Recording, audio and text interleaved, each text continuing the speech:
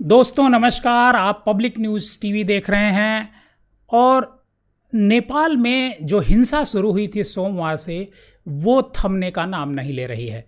आज भी नेपाल में कई जगह तोड़फोड़ हुई। जो प्रदर्शनकारी थे उन्होंने प्रदर्शन किया और सरकार के खिलाफ नारेबाजी की और कहा कि सरकार अब युवाओं के हाथ में होनी चाहिए, बुजुर्गों को सत्ता छोड़नी चाहिए।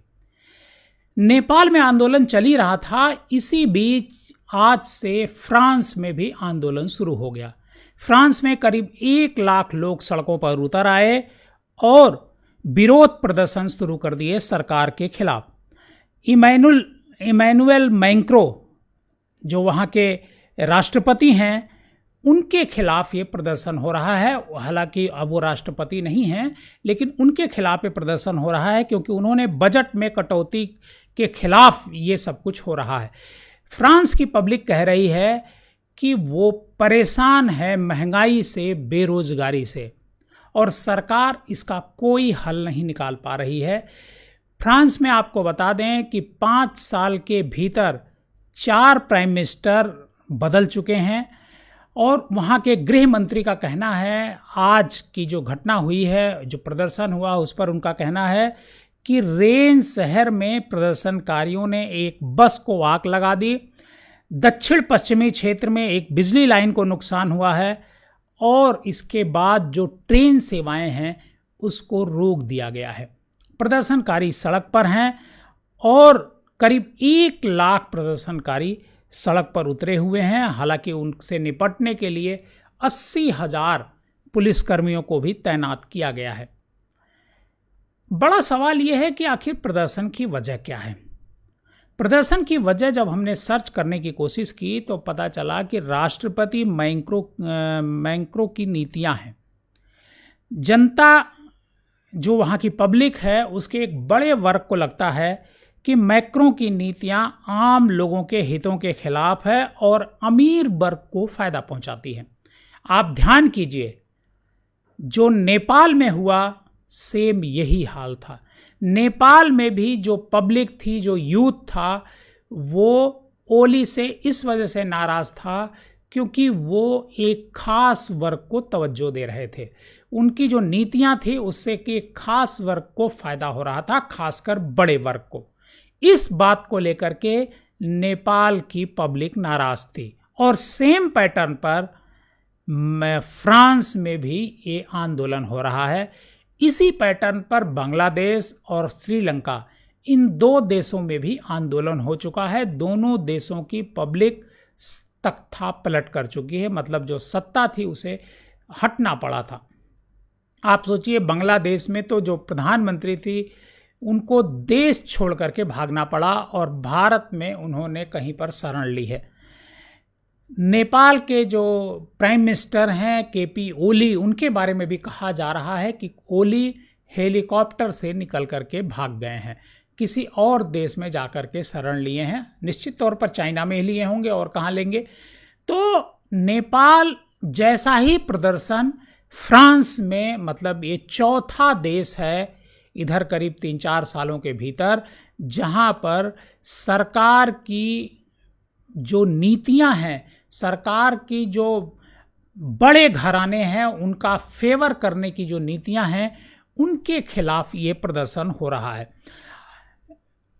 जो प्रदर्शनकारी हैं उनका कहना है कि सरकार ने बजट में कटौती कर दी। सरकार ने जो बजट में कटौती की और जो कल्याणकारी स्कीम्स हैं उसमें भी कटौती कर दी, उसमें आर्थिक कमी कर दी और कहा कि हम आर्थिक सुधार ये कर रहे हैं। इससे पब्लिक का कहना है कि इससे आम जनता, खासकर मध्यम वर्ग और श्रमिक वर्ग पर दबाव बढ़ा है। मतलब सरकार का ध्यान आम व्यक्ति और श्रमिक वर्ग पर न होकर के बड़े बड़े इंडस्ट्रियलिस्ट पर है, जिसकी वजह से ये जो प्रदर्शनकारी हैं, जो युवक हैं, वो सरकार के खिलाफ प्रदर्शन कर रहे हैं। 2 साल में 5 पीएम 2 साल में फ्रांस ने देखे हैं। और हालांकि अभी हाल में कुछ दिन पहले सेबास्टियन लेकर्नू को प्रधानमंत्री फ्रांस का बनाया गया है और ये 2 साल से कम में ये 5वें प्राइम मिनिस्टर हैं फ्रांस के। इसको लेकर के भी लोगों में असंतोष है कि राजनीतिक अस्थिरता फ्रांस में कुछ ज़्यादा ही बढ़ गई है। और ये जो आंदोलन है इसको वामपंथियों का भी समर्थन है, और जो आंदोलन है इसको ब्लॉक एवरीथिंग आंदोलन का नाम दिया गया है। सवाल ये उठता है कि जिस तरीके से नेपाल में आंदोलन हुआ, जिस तरीके से बांग्लादेश में आंदोलन हुआ, श्रीलंका में हुआ, उसके बाद अब फ्रांस में आंदोलन उसी पैटर्न पर हो रहा है। पैटर्न इन द सेंस कि सड़कें तोड़ी जा रही हैं, सरकारी चीज़ों को नुकसान पहुंचाया जा रहा है, सरकारी बिल्डिंगों को नुकसान पहुंचाया जा रहा है, सरकारी गाड़ियों को नुकसान पहुंचाया जा रहा है। आखिर कहीं इसके पीछे किसी और देश का तो हाथ नहीं है? इस पर भी चर्चा होनी शुरू हो गई है। और जब ये फ्रांस में तो अभी जो नए प्राइम मिनिस्टर बने हैं सेबास्टियन, वो अभी कार्यभार भी नहीं संभाले हैं, मतलब वो कार्यभार संभालने जा रहे हैं। और उससे पहले ये आंदोलन शुरू हो जाता है। पहले ये आंदोलन सोशल मीडिया पर शुरू होता है और उसके बाद लोग सड़कों पर उतर जाते हैं, प्रदर्शन करने लगते हैं सरकार के खिलाफ।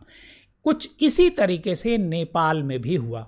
नेपाल में भी पहले सोशल मीडिया पर आंदोलन शुरू होता है। सोशल मीडिया में बहुत सारे पोस्ट गवर्नमेंट के खिलाफ लिखे जाते हैं और उसके बाद अचानक से पब्लिक सोमवार को सड़क पर आ जाती है, यानी 8 सितंबर को पब्लिक सड़क पर आ जाती है और आंदोलन करने लगती है।